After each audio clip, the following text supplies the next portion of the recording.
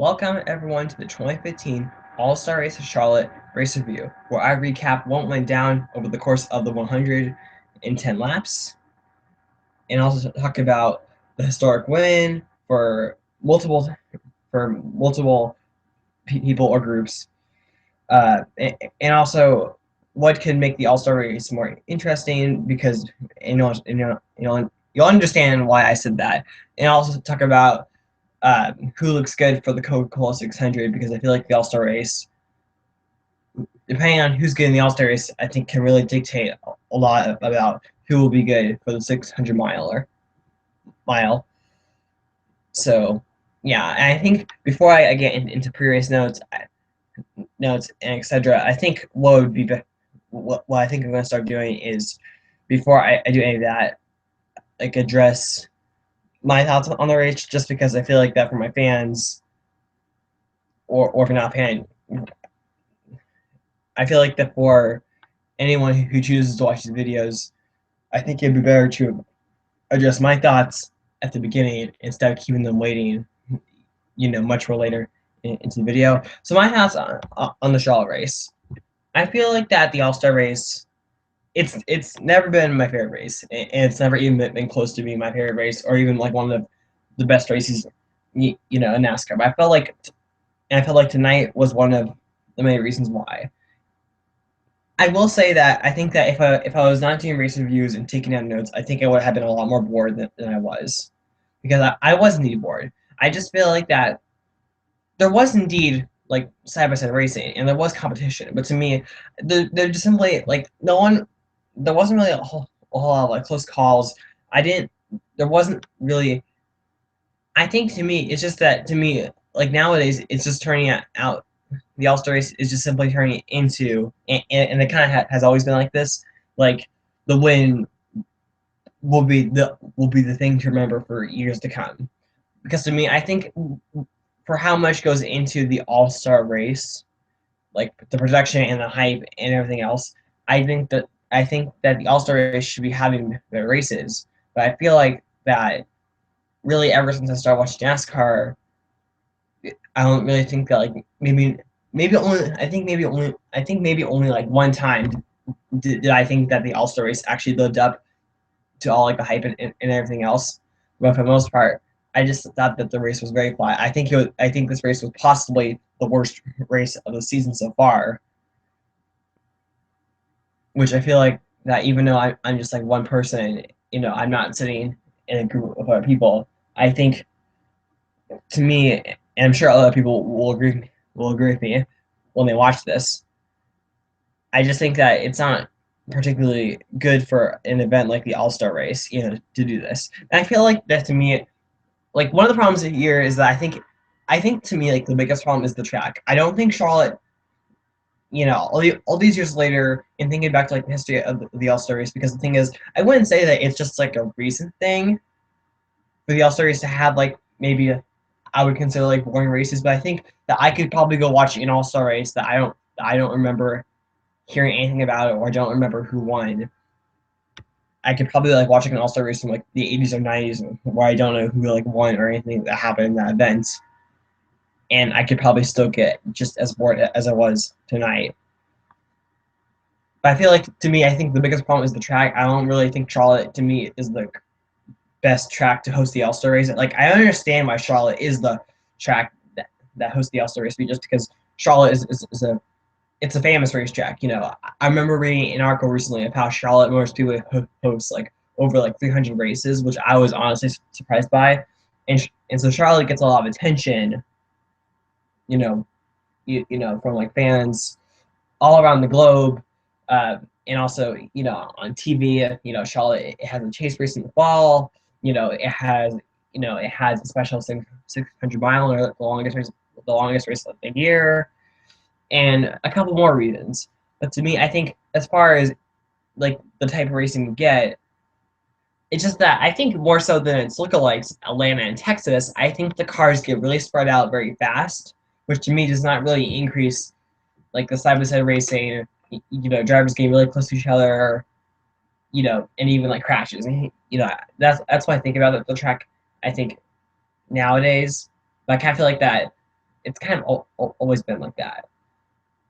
And to me, I think that if I was a high NASCAR official, what I would do is maybe do two things. One, have the All-Star race be hosted at different events every single year. I think what that could allow is uh, it would bring sort of an unknown factor into the fact of how it's like, oh, next year we'll go to Bristol, but after that we'll go to Watkins Glen. Two different tracks. You almost can't really bring your notebook from Bristol to Watkins Glen. I think it could really give us surprises. And maybe give us a chance to see drivers that we wouldn't expect to win these types of races.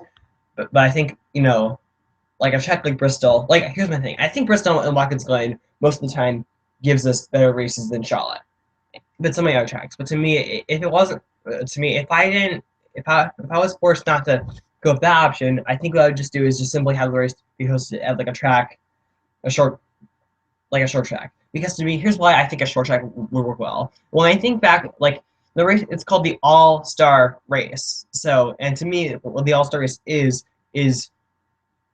for the most part the greatest drivers as of now competing competing in a very short race, and there's nothing to lose. There's no points. There's no points in a racing for like $1 million. But to me, when I think back to like the stars, both back then and today, where did they all get their start, and what track did they thrive at? I think before they came up to NASCAR and during NASCAR, short tracks. And when I think back to like the 40s, 50s, and 60s, I think most of the tracks during those decades in NASCAR were at tracks that maybe they weren't all paved, but they were tracks that were definitely less than a mile. And out there in the United States and in the world, there are several racetracks that are less than a mile that could work very greatly for NASCAR. You know, and some of them would work perfectly right off the back. Others, if you just made a couple of adjustments to the racetrack and also uh, it's like grandstand, etc., I think it could be a great event. Like, for example, like I think I think I would be perfectly fine with like the All-Star race being hosted at like Martinsville or Bristol. But also maybe like other tracks that the Spring Cup Series doesn't go to, like Myrtle Beach, Nashville Fairgrounds, Lucas Oil Raceway, Evergreen, Iowa, Memphis, Greenville, Pickens, Hickory, Thompson, New Smyrna Speedway. I don't know how to exactly say that. Um, uh, you know, I'm trying to think of other tracks. Oh yeah, Kern County. These are like some of my short tracks that I think would work for the Sprint Cup Series if they just made a couple of changes. So I feel like that NASCAR has many opportunities, and to me, if I was a NASCAR official, what I would think about is, okay, what's going to make this event very very exciting? What will make it sort of like stand out even more? I think what I just said could really work. But for the most part, I think that my wish is not going to come true. I think that the All-Star Race will always be hosted at Charlotte, and I'm just going to have to accept that. But anyway, now that I've kind of gotten that out of the way, I think now I'm going to talk about the race. So for those who thought I would have a lot of previous notes, I did a lot of my previous notes for the Spring Showdown race review, and so you could go watch that video in case you want to know what race reviews, what all of my other what all of my other previous notes were. So to me, on Saturday, just before the All-Star race, Denny Hamlin won the pole, and the three drivers who advanced the showdown actually qualified in the top six, but unfortunately, Patrick, who won the fan vote, became the second driver. Not the second driver, became the first driver to win the fan vote twice. Who would had started sixth, but made an engine change, thus resulting and starting in the rear of the field. But here we go. So the race started right here on lap number 1, and already second place starter Greg Biffle, he wide up the field, and I felt like that, and I felt like that. The outside, for the most part, I don't think really was like the best lane to restart or start on. And I think that we could see that uh, when we come back for the 600, when we have like starts and a restart. But then Casey Kane, who won in the truck race, got second. And then we did have some three-wide racing. Most notably around 10th place, we had the Murray, Johnson, and Almirola, all thrhree wide, very close to each other. Going through the quad oval, and Kurt Busch became the biggest mover before we got to lap 10. And then Casey Kane was catching Denny Hamlin by the time we got to lap 9. Kurt and Joey Logano, who were outside, I want to say they were both outside the top 3 or 4. They were running similar lap times to Denny Hamlin, and then Casey Kane became the leader on lap 15, and then Greg Biffle started falling back and thus having a really loose or tight car, hitting the wall a couple times, and his impact into the wall just before the segment ended would pretty much ruin his day. He would finish. He finished on the lead lap, but he would really never have a strong car again, which unfortunately it made me sad for them. But anyway, we had pit stops to here, and overall, I felt like at this time around, I felt like that, and maybe this is just because I started doing race reviews, but I felt like that I really noticed a lot more strategy being used on pit road for like mostly for 2 tires, because for example, Brett Keselowski and Dale Earnhardt Jr. took 2 tires, so Brett Keselowski would become the next leader. Greg Biffle got penalized for being too fast under the cycle of pit stops. Then we had a restart with Brett Keselowski leading, and Jr.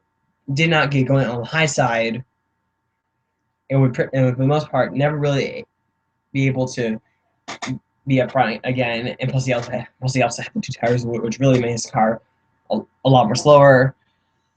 And then Jeff Gordon, I think Jeff Gordon's highest position he would ever get was 3rd, and that was by lap 30. And then actually by lap 32, Jimmy Johnson, who really did not really have a good car, or even he actually kind of had a bad car. He hit the wall at around lap 32, but it was just on the right rear. And it wasn't even like that hard of an impact. Kurt Busch, a couple laps later would go up to try about the 2. He would have to try to do a crossover, but really never ever pass. He was never able to pass Keselowski, even though he got super close. And then Casey, and then also around this point, we noticed of how Casey Kane. It didn't seem like Casey Kane really had the car to really get his way through traffic, and Denny Hamlin was reporting a vibration. And there were a couple of these vibrations throughout the race, and they were all from Toyota drivers, Joe Gibbs and Michael Waltrip Racing. And then Kurt Busch, he was trying to catch the leader just before the segment ended, but Brett Keselowski, it was too late. Brett Keselowski wins the second segment. Then we had pit stops, and the McMurray was the only driver to take 2 tires. And if you remember, McMurray was last year's winner in the All-Star race, and that would be his only win across the board in 2014. And then lap 51, McMurray led on the restart.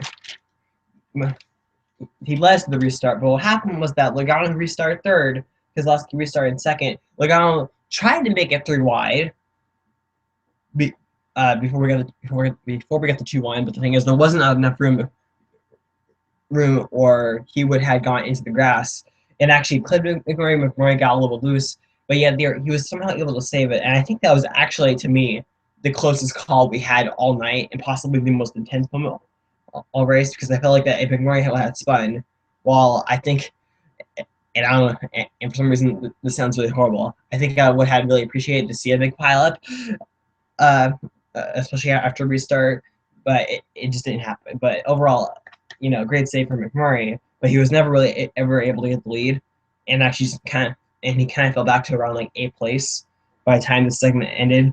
Dan Patrick went to the garage on lap 59 because of a possible engine failure. She would get back on the track, finishing, I want to say, in the 20th position, so still did last, which sucked for her, and it made me feel bad just because of some of the good runs she's had this season, but also her if she didn't make the engine change, she would have qualified in the 6th position. You know, and then but by this point, I think in the call-ups after that, the 48 team was just reporting of how they just they would never have the speed, which to me, so they were just like get the best finish you could. But to me, Jimmy Johnson overall him in Charlotte ever since the repave has been a hit and miss.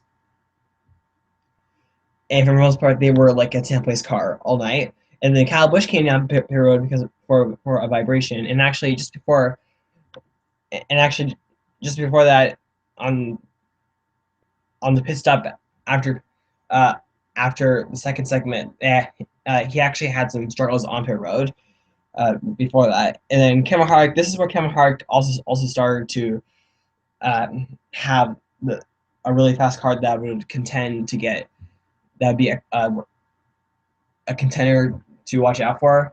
As he went into third, and then Kevin Harvick got second on lap 71, and then Kevin Harvick was catching Brad, but it would be too late once again for a Stewart-Haas driver to pass Keselowski as he won the third segment. Then we had pit stops, and then this time around, Joe Gibbs' teammates Matt Kenseth and Denny Hamlin took 2 tires.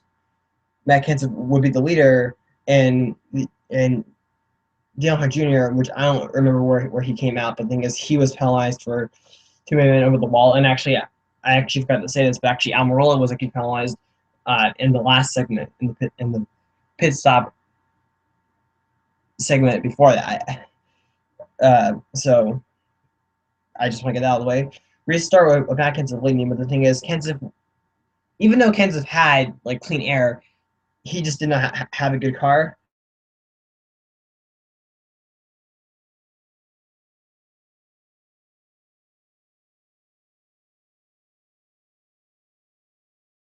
Which would kind of, I think it ruined his chances to have to get a top 5 finish, which beforehand it was talked about of how he had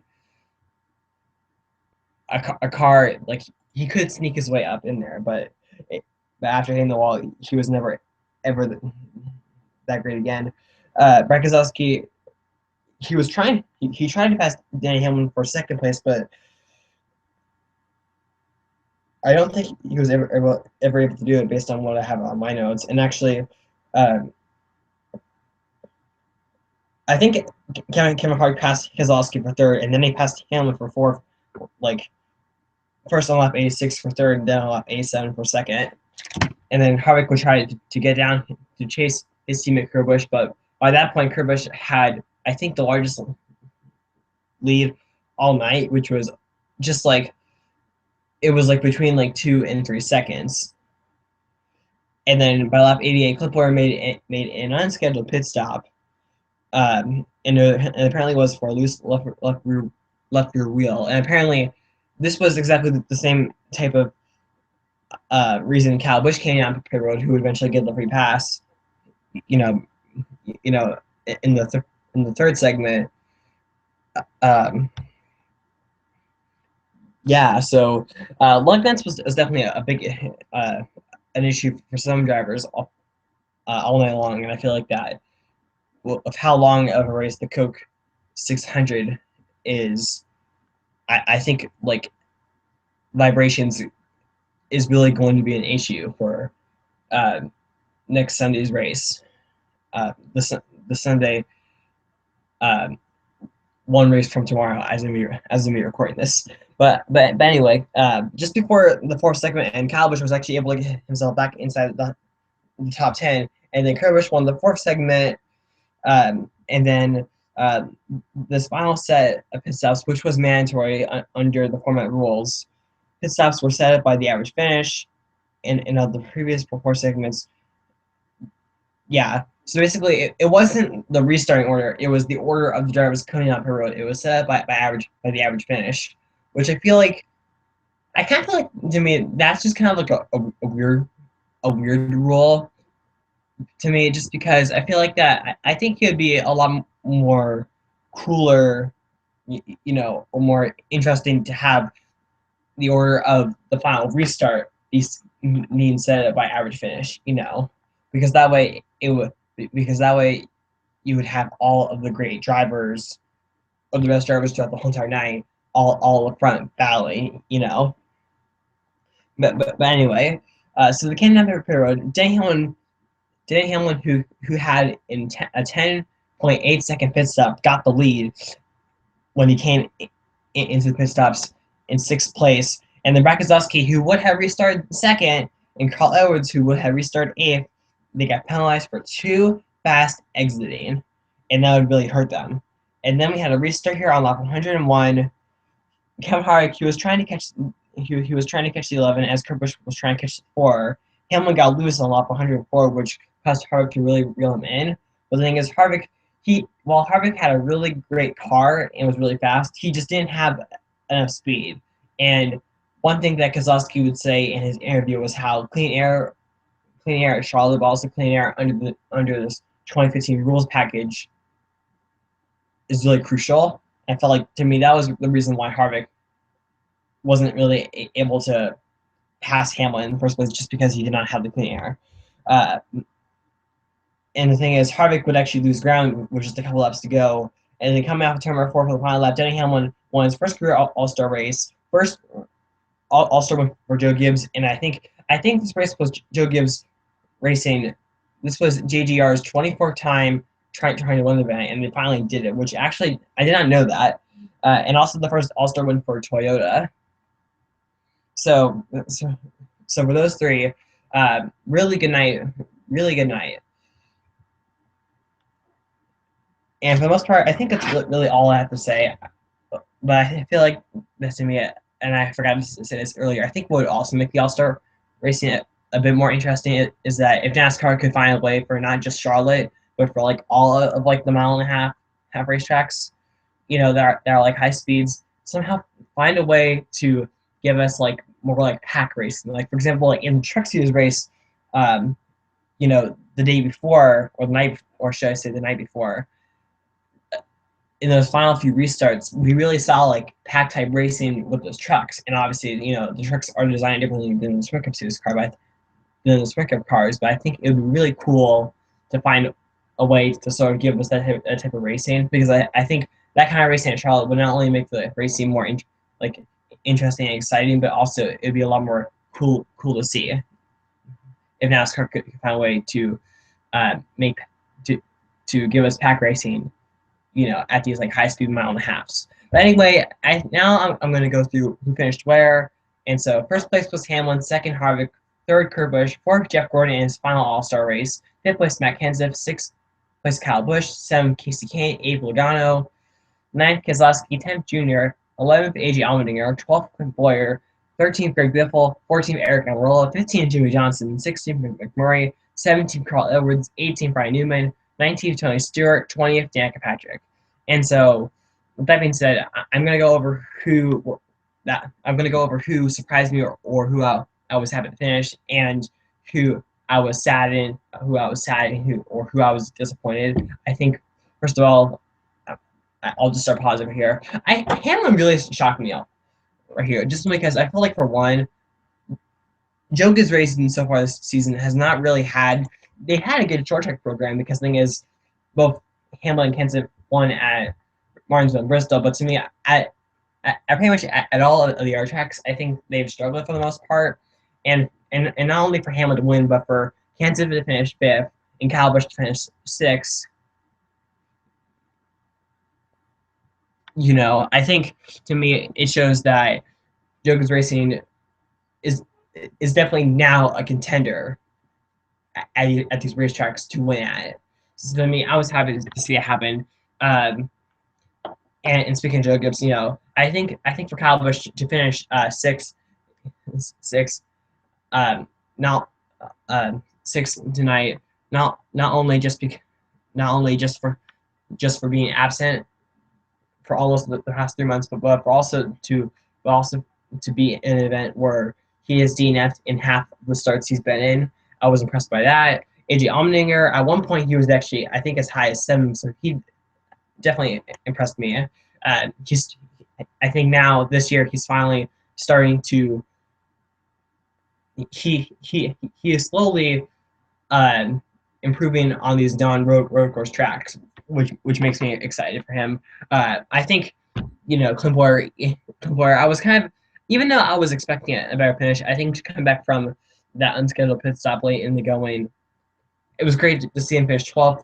Kind of the same for Greg Biffle. He was one that kind of both disappointed me and made me happy just because Biffle, he had issues almost the entire race, and I think a 13 for him is good, and I think that's pretty much everyone who should maybe feel good. But I think um, if I want to talk about disappointments, I think first of all Jimmy Johnson was the disappointment. I said earlier about how ever since the repave, Charlotte has kind of been like a hit or miss track for Jimmy Johnson, but I think that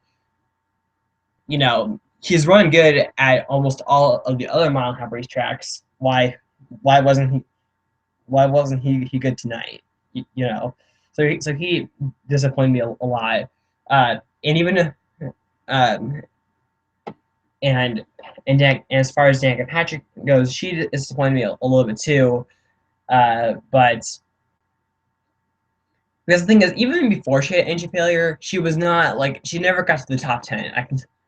I can tell you that in case you didn't know at all. But to me, one thing I picked up on is how, like, at one point I think she was 15th, and the thing is she was ahead of like Ryan Newman, who has won the All Star race, and Carl Edwards, who is also in the All Star race. And to me, I think what that shows is that even though she did not get the finish that I think she could have gotten, it shows that Jacob Patrick has found speed that the other drivers who have, won many races, won this event, and etc. She has speed that those drivers have not found, and I feel like that makes you a solid NASCAR driver. And I think for Danica Patrick, I think what would help her is first of all, like I'll always keep on improving, but also learn how to maintain that speed and take that speed to apply to all different types of racetracks. I don't want her to just become a driver who's like only good at like short tracks. But anyway, I think. Oh yeah, and I guess like McMurray also kind of disappointed me just because I think one because he won last year's event, but two also because even though it wasn't his fault that he got tagged by Logano, Logano kind of made maybe not the smartest move in the world. It kind of disappointed me to see where he finished where he did. But I think for the most part, I think that's pretty much it. And next week they are going to we will be racing for a total of 600 miles, 400 laps at the Coca-Cola 600, and hopefully it's not as much of a bore fest as it was tonight. But I feel like that I think the All Star race can definitely tell a lot about who will be good, in the 600 mile event. And if you don't believe me, I think there's been like six or like 8 times where the driver who won the All Star race went on to win 600. Casey Kane did it in 2008. Kurt Busch did it in 2010. I think Jimmy Johnson did it in trying to think of what year he did it in. Oh yeah, he did it in 2003. Um, you know, so so yeah. And to me, I think that I think if I were to pick a driver, I think I'm going to go with like I think if I was going to pick a Joe Gibbs driver, I'm not gonna pick Hamlin. I'm gonna pick Matt Kenseth, just because even though Matt Kenseth was not a winning contender, he finished fifth. After making good strategy calls. And obviously, it seems like that Kevin Harvick is definitely going to be a contender. Both his drivers, Kenseth and Harvick, I think they finished. I think Kenseth finished second a year ago, and Harvick finished third. I want to say, but I'm not exactly quite sure. If I had to pick a dark horse for the All-Star race, or a driver that I may not expect to do well, I think Clint Boyer could be a little bit of like a dark horse, uh, but also I think that like Allmendinger could also be a little bit of a dark horse. But anyway, I think pretty much for the most part, that's pretty much all I have to say about this about this race and everything else. So I would like to thank anyone who is watching this, um, and be sure to rate, comment, subscribe, and bye.